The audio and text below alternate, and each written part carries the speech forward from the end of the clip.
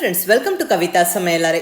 இன்னைக்கு நம்ம பார்க்க போகிற ஸ்பெஷல் ரெசிபி நல்ல ஒரு சுவையான தேங்காய்பால் சாதம். ஒரு அருமையான வெரைட்டி ரைஸ்.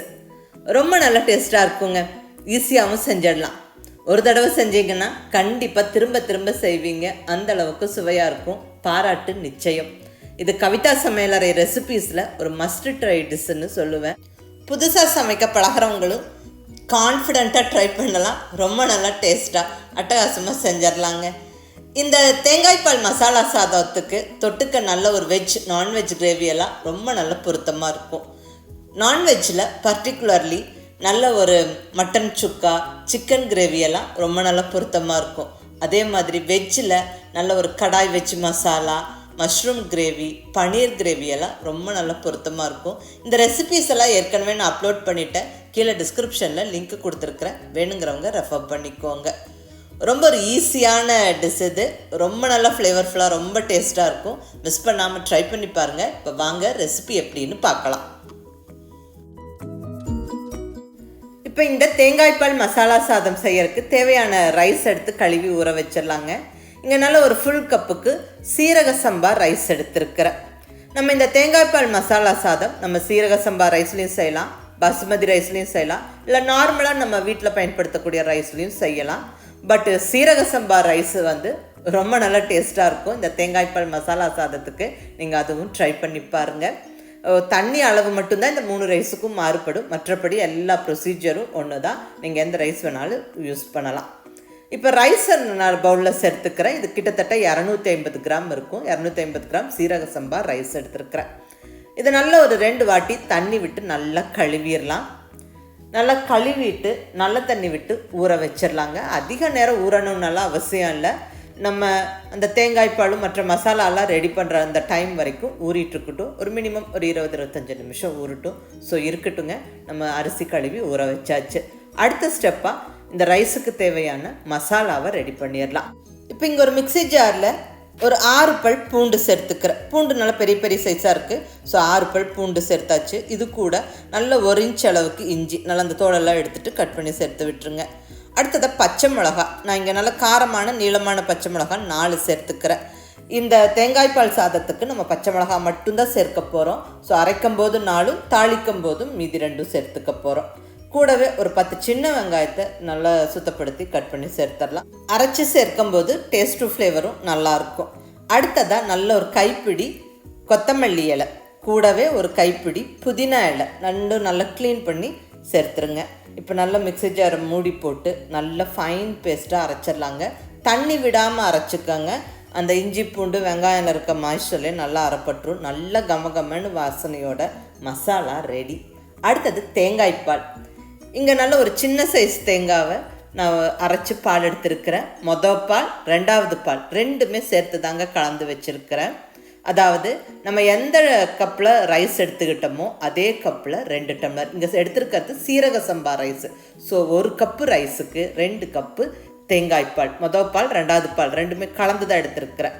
இதுவே நீங்கள் பாசுமதி ரைஸுனா 1 கப்பு ரைஸுக்கு 1.5 கப்பு தண்ணி எடுத்துக்கோங்க. 1.5 கப்பு அதாவது தேங்காய்பால் எடுத்துக்கோங்க. அடுத்ததாக வெஜிடபிள்ஸு.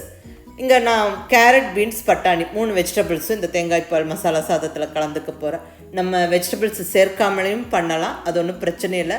பட் வெஜிடபிள்ஸ் சேர்த்துக்கிட்டால் நல்லா கலர்ஃபுல்லாகவும் டேஸ்ட்டாகவும் இருக்கும். நல்லதும் கூட காய்கறிகளும் நம்ம சேர்த்து செய்கிறது. நல்லா ஒரு 10 பீன்ஸை கட் பண்ணியிருக்கிறேன். 2 கேரட்டு நல்ல ஒரு 1/2 இன்ச் பீஸுக்கு, கூடவே ஃப்ரெஷ்ஷான பட்டாணியும் எடுத்து வச்சாச்சுங்க. இப்போ எல்லாம் ரெடி. நம்ம தாளிச்சிடலாம். இங்கே ஸ்டவ்வில் குக்கர் வச்சாச்சு. குக்கரில் தாளித்து விட்டுறலாங்க. இதில் 1 டேபிள் ஸ்பூன் அளவுக்கு நெய், கூடவே 1 டேபிள் ஸ்பூன் ஆயில் நல்லா சூடாகட்டும். இப்போ ஹோல் ஸ்பைசஸ் சேர்த்துடலாம். அது என்னென்னு பார்த்துடலாங்க.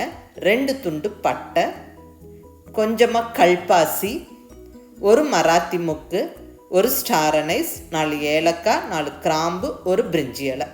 இதுவும் நல்லா அந்த சூடான ஆயிலில் சேர்த்து விட்டு நல்லா பொரிய விடுவோம். நல்லா பொரிஞ்சு வாசனை வந்ததுக்கப்புறமா வெங்காயம், ஒரு பெரிய வெங்காயம் நல்லா சன்னமாக நீளமாக கட் பண்ணி சேர்த்துடலாங்க. ஒரே ஒரு பெரிய வெங்காயம் போதும், ஏன்னா சின்ன வெங்காயமும் நம்ம அரைச்சிருக்கிறோம். கூடவே 2 பச்சை மிளகாவை ஸ்ப்ளிட் பண்ணி சேர்த்துருங்க. பச்சை மிளகாய் நம்ம ஏற்கனவே அரைச்சிருக்கிறோம். இது கூட ஒரு 10 முந்திரி பருப்பு சேர்த்து விட்டு நல்லா வதக்கி விட்டுறலாம். அந்த முந்திரி பருப்பெல்லாம் நல்லா செவந்து வர வரைக்கும் வறுத்து விட்டுருங்க.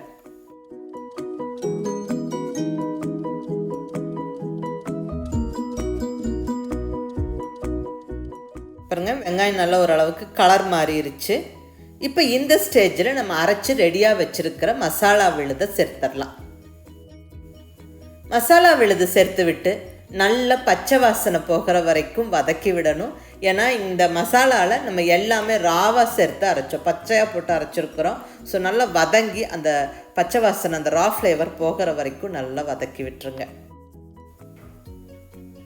மசாலா நல்லா வதங்கிருச்சு. இப்போ நம்ம ரெடியாக கட் பண்ணி வச்சுருக்கிற வெஜிடபிள்ஸ் எல்லாம் ஒன்றா சேர்த்து விட்டுருலாங்க. பீன்ஸ், கேரட், பச்சை பட்டாணி, இது ஃப்ரெஷ் பீஸ் சேர்த்துக்கிறேன். நல்லா ஒரு வாட்டி நல்லா கலந்து விட்டுருவோம். நல்லா ஒரு நிமிஷம் வதக்குனதுக்கப்புறமா இப்போ நம்ம தேங்காய் பால் சேர்த்துடலாம். நம்ம ரெடியாக எடுத்து வச்சுருக்கிற தேங்காய் பால், அதாவது இங்கே 1 கப்பு சீரக சம்பா ரைஸ் எடுத்துக்கிறோம். இதுக்கு 2 கப் அளவுக்கு தேங்காய் பால், அதாவது இது தண்ணி மாதிரி தான் இருக்குது. மொதல் பால், 2வது பால் ரெண்டுமே சேர்த்து தான் எடுத்துருக்குறோம். நல்லா கலந்து விட்டுருவோம். நல்லா அந்த கொதிக்க ஸ்டார்ட் ஆகட்டும். பாருங்கள், இப்படி நல்லா கொதித்து வரும்போது நம்ம ரெடியாக ஊற வச்சுருக்கிற சீரக சம்பா ரைஸை சேர்த்து விட்டுடலாம். இந்த சீரக சம்பா ரைஸுக்கு ஒரு தனி ஃப்ளேவர் இருக்குது. அது இந்த தேங்காய் பாலோடு சேர்த்து குக் ஆகும்போது ரொம்ப நல்ல வாசனையாக இருக்கும். மிஸ் பண்ணாமல் இதை நீங்கள் ட்ரை பண்ணி பாருங்கள். இப்போ நல்லா கலந்தாச்சுங்க. இப்போ நம்ம நல்லா பொடியான இருக்கிற புதினா கொத்தமல்லி கொஞ்சம் போட்டு விட்டு தேவையான அளவு உப்பும் சேர்த்து விட்டு நல்லா கலந்துடலாம்.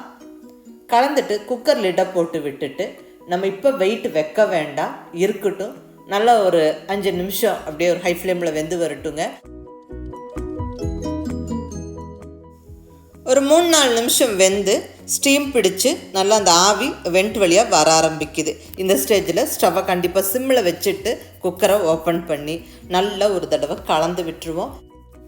நம்ம ரைஸ் முழுக்க தேங்காய் பாலில் குக் பண்ணுறோங்க. ஸோ சீக்கிரமாக கெட்டிப்படும். அதாவது தேங்காய் பால் நல்லா ரைஸில் உறிஞ்சிட்டு சீக்கிரமாக அந்த தண்ணி இழுத்து வெந்து வரும். ஸோ இடையில ஒரு தடவை இப்படி ஓப்பன் பண்ணி கலந்து விட்டுறலாம், அடி பிடிக்காமல் இருக்கும். நல்லா கலந்து விட்டுட்டு இப்போ லிட்டை போட்டு விட்டு வெயிட் வச்சு விட்டுட்டு கண்டிப்பாக இந்த ஸ்டேஜுக்கு அப்புறம் ஸ்டவ்வை சிம்மில் வச்சுருங்க. சிம்மிலேயே ஒரு 10 நிமிஷம் வெந்து வரட்டும். விசில் வந்தால் ஒரு விசில் விடுங்க, இல்லைன்னா ஒரு 10 நிமிஷம் சிம்மில் விட்டுட்டு ஸ்டவ்வை ஆஃப் பண்ணிடுங்க. அடுத்த 10 நிமிஷம் அப்படியே அந்த ஸ்டீம் ப்ரெஷரில் குக்கரை ஓப்பன் பண்ணாமல் இருக்கட்டுங்க. ஒரு மொத்தமாக ஒரு 20 நிமிஷம் கழித்து நம்ம குக்கரை ஓப்பன் பண்ணுறோம். வாவ், நல்ல வீடே மணக்கிற கமகமன்னு வாசனையோட அருமையான தேங்காய்பால் மசாலா சாதம் ஜம்முன்னு ரெடி ஆகிருச்சுங்க. பாருங்கள், சாதம் நல்லா அழகாக பூ மாதிரி வெந்திருக்கு, கீழே அடிப்பிடிக்கல, வாசனை அப்படி இருக்குங்க. நீங்கள் ட்ரை பண்ணி பார்த்தீங்கன்னா உங்களுக்கே தெரியும். இப்போ நல்லா ஃபைனலாக ஒரு கைப்பிடி பொடியான இருக்கிற கொத்தமல்லி இலையை தூவி விட்டு நல்லா கலந்து விட்டுட்டு எடுத்து பரிமாறிட வேண்டியது தான். பர்ஃபெக்டான தேங்காய்பால் மசாலா சாதம் ஜம்முன்னு ரெடி ஆயிடுச்சுங்க. ரொம்ப ஒரு சிம்பிளான ரெசிபி தான், மிஸ் பண்ணாமல் ட்ரை பண்ணுங்கள்.